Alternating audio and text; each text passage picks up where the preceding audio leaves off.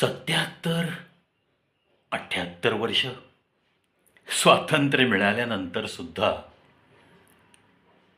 आज एक आश्चर्यकारक बातमी जी वाचनात आली आणि खरोखर मनात खेद वाटला की का बरं आपल्या भारत देशामध्ये अजून सुद्धा अंधश्रद्धेची ही पाळंमुळं का बरं रुजलेली आहेत. तुम्ही म्हणाल आता ही अशी कोणती बातमी, हे तर चालूच असतं खेड्यापाड्यात.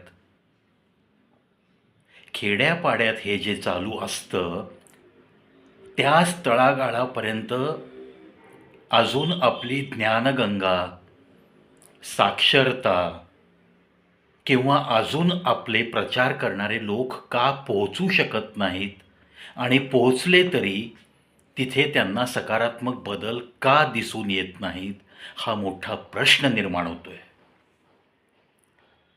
पुणे जिल्ह्यात, म्हणजे आपण अभिमानाने म्हणतो पुणे तिथे काय उणे, याचा आता विपरीत अर्थ सगळ्या पुण्यामध्ये दिसतोय. तो भाग सोडून द्या किंवा त्याच भागाला हा भागसुद्धा आता आपण जोडू शकतो. पुणे जिल्हा, भोर तालुका, गावाचं नाव करंदी आणि त्या युवतीचं नाव आहे माया कामटे. मित्रांनो, ही बातमी वाचताना इतका मी आतल्या आत विव्हळलो आणि मग स्वतःला मी थांबवू शकलो नाही की या गोष्टी आता मला समाजापर्यंत मला व्यक्त व्हावंच लागेल, आणि त्याचीच परिणिती म्हणजे हा व्हिडिओ मी बनवतोय.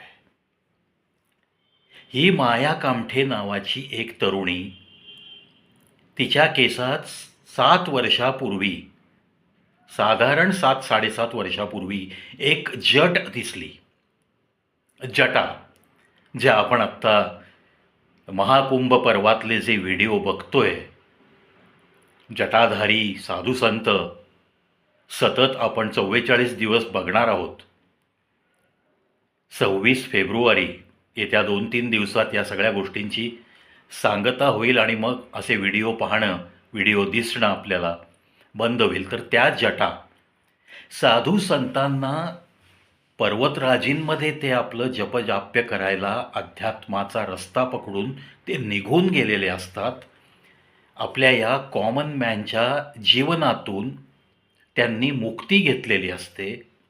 संन्यस्त होऊन ते त्या देवाचा धावा करत त्या परमात्म्याशी भेटीगाठी होऊ शकतील का, असे मनाशीच आडाखे बांधून हे सगळेजण गेलेले असतात.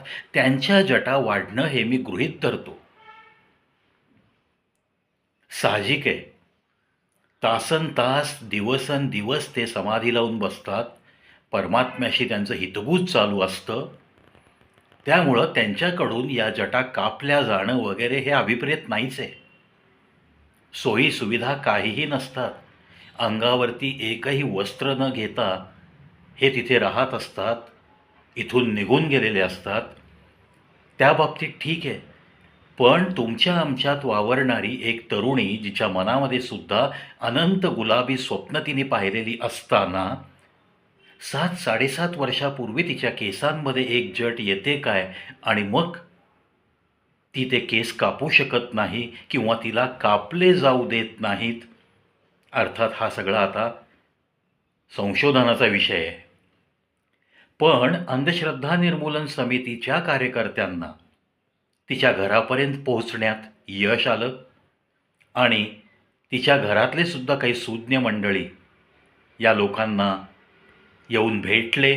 यथोचित त्यांनी परवानगी दिली आणि मग तिच्या या जटा, त्या जटा इतक्या वाढल्या होत्या की त्या त्रिकोणी आकाराच्या करून करून तिची मान चालताना सुद्धा तिरकी झालेली, तिला तीच सवय लागलेली.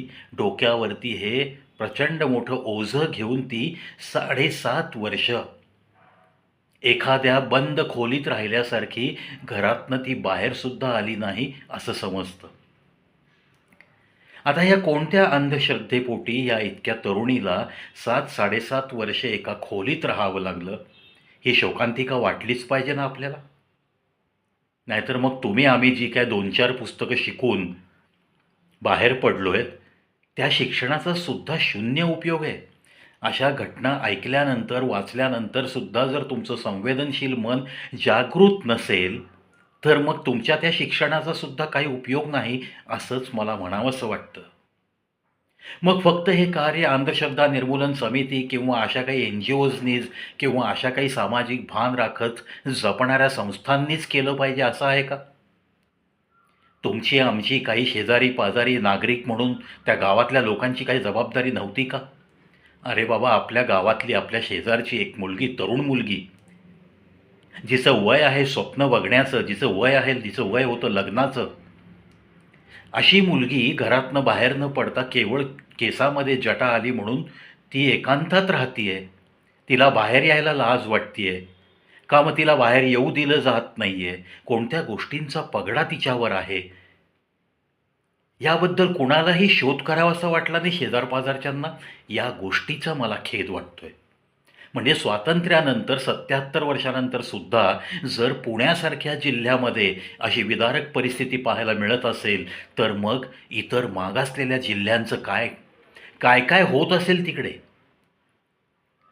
मित्रांनो, हा अंधश्रद्धेचा जो विळखा आहे ना खेडोपाडी, जिथे म्हणजे साक्षरतेचं प्रमाण कमी आहे, अशा ज्या मोहल्ल्यामध्ये, अशा गावांमध्ये, छोट्या छोट्या खेड्यांमध्ये ही कुठेतरी सामाजिक जागृती करणं तुमचं आमचं सुद्धा कर्तव्य बनतं, असंच मला निक्षून सांगावंसं वाटतं. म्हणून आजच्या तरुणाईला मी हे सुद्धा आव्हान करतो. जसा मुठा नदीचा परिसर तुम्ही व्हॅलेंटाईन डेच्या दिवशी साफ करून एक नवीन आदर्श निर्माण केला आहे, तसंच अशा काही बातम्या ऐकल्यानंतर अशा अजून कुठे काही घटना आहेत का, असे काही किस्से अजून काही लपवून ठेवलेले आहेत का कुठल्या खेड्यापाड्यात, याचंसुद्धा संशोधन या तरुणाईने नक्कीच या मायाजालात, इंटरनेटच्या मायाजालावर जाऊन थोडासा शोध घेतला पाहिजे की कोणती खेडीपाडी अजून इतकी अविकसित आहेत, इतके अविकसित विचार घेऊन लोक तिथे जगत आहेत. हा शोध नक्की घ्यावा आणि अशा जर काही तरुण तरुणी अशा या विळख्यात अडकलेल्या असतील, तर त्यांची या माया कामठेसारखी सुटका करणं हे आपलं कर्तव्य बनतं. याच भावनेने तुम्ही आम्ही जगलो पाहिजेत या समाजात. मित्रांनो, खूप खूप वाईट वाटलं की त्या मुलीची ही 7 वर्ष golden years of her young age असंच मी मानतो. ती गेली ना वाया. घरातून तिच्या आईला सुद्धा कुठेही जाता येत नव्हतं, कारण ही तरुण मुलगी ह्या जटाचं ओझं घेऊन डोक्यावर घरात चादर तोंडावर घेऊन झोपून राहायची. मग तिला लाज वाटायची कुणाच्याही समोर यायला. म्हणजे ती आतल्या आत मरत 7-7.5 वर्ष ती कशी जगली असेल याची कल्पना केली तरी अंगावर काटे येतात. असो, या माया कामठेला या सगळ्या गोष्टींमधनं मुक्ती दिलेल्या अंधश्रद्धा निर्मूलन समितीच्या सर्व हुकमी कार्यकर्त्यांचं मी इथं लाख लाख अभिनंदन करतो आणि अशा कार्यकर्त्यांना या कविप्रवीत शोतर्फे कडक सॅल्यूट करतो. अर्थात त्यांच्या कुटुंबियांनी पण परवानगी दिली. काही सुज्ञ कुटुंबीय या लोकांपर्यंत पोहोचले, योग्य दिशेला ते पोहोचले आणि त्याच्यामुळं आपल्या घरातली एक तरुण मुलगी त्यांनी वाचवली आहे, म्हणून त्यांचंही अभिनंदन करतो. उशिरा का होईना, पण जिथं शहाणपण सुचतं तिथं नक्कीच कौतुकाचे 4 शब्द आपल्या तोंडातून निघाले पाहिजेत असं मला वाटतं आणि म्हणूनच हा व्हिडिओ बनवण्याचा प्रपंच. आणि अर्थातच यातून एक संदेश की अशा घटना जर कुठल्याही गावात घडत असतील, अजूनही कोणी असं लपून छपून कुठे केसात जट आली किंवा कुठे काही अजून कोणत्या अंधश्रद्धेखाली जर घरातनं बाहेर पडत नसेल, तर त्या गोष्टी बाहेर आल्या पाहिजेत. त्या लोकांना मुक्ती मिळाली पाहिजे. मानवी आयुष्य मागूनसुद्धा मिळत नाही, मिळतं तेही एकदाच मिळतं. त्यामुळं प्रत्येकाला चांगलं आयुष्य जगण्याचा अधिकार आहे, जो आपल्याला घटनेने पण दिलेला आहे. आणि जर अशा अधिकारांपासून कोणी असं वंचित राहत असेल आणि तेही पोकळ अंधश्रद्धांच्यामुळं, तर ती आपल्या देशाची खूप मोठी शोकांतिका. असंच आपलं मन विव्हळलं पाहिजे, इतकं मला ठासून सांगावंसं वाटतं. मित्रांनो, याच अंधश्रद्धेपोटी जाता जाता एक गोष्ट नमूद करतोय मी. एखादं कुत्रं पिसाळलेलं चावल्यानंतर त्या व्यक्तीला, तो जर गाफील राहिला, त्यांनी जर अँटीरेबिसची इंजेक्शनं घेतली नाहीत, तर त्याच्यावरती मृत्यूशिवाय पर्याय नाही. त्या रेबीज या रोगाला अजून तरी कुठेही औषध निघालेलं नाही. त्याच्यातून सही सलामत सुटका होणं खूप अवघड मानलं जातं. सायन्ससुद्धा या गोष्टीला हरलेलं आहे आणि अशा वेळेससुद्धा अंधश्रद्धा वापरून काहीतरी कुठल्यातरी मांत्रिकाकडे नेलं जातं. कुत्रं पिसाळलेलं आहे हे माहीत असूनसुद्धा गाफीलपणा केला जातो आणि विनाकारण एक जीव गमावतो. एका कुटुंबातला एक व्यक्ती हे जग सोडून निघून जाऊ शकतो 10-15 दिवसात. म्हणून त्या कुत्रं चावल्यानंतर जे तांत्रिकाकडे घेऊन जाण्याची प्रथा आहे, अंधश्रद्धा आहे ही, ती सुद्धा मुळापासून उखडून टाका आणि आपल्या कुटुंबातले जीव वाचवा.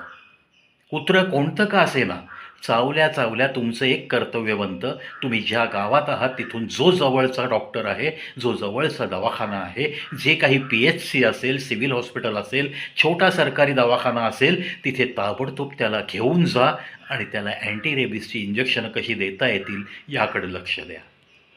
पिसाळलेलं कुत्रं, कुठलंही जनावर, कोणताही साप किंवा विंचू असे काहीही चावल्यानंतर तो प्राणी जर तुमच्या समोरच नसेल किंवा असेलसुद्धा तरी त्या पेशंटला ताबडतोब अँटीरेबीज इंजेक्शन देणं हे तुमचं कुटुंबीय म्हणून कर्तव्य बनतं. त्याला मांत्रिकाकडे घेऊन वेळ वाया घालवून तुम्ही त्याचा जीव गमावू शकता. कुटुंबातला एक व्यक्ती तुमच्या कमी होऊ शकतो.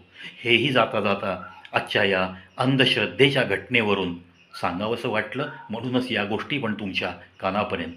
नक्की खेडोपाडी अशा या गोष्टी शेअर करा, विसरू नका.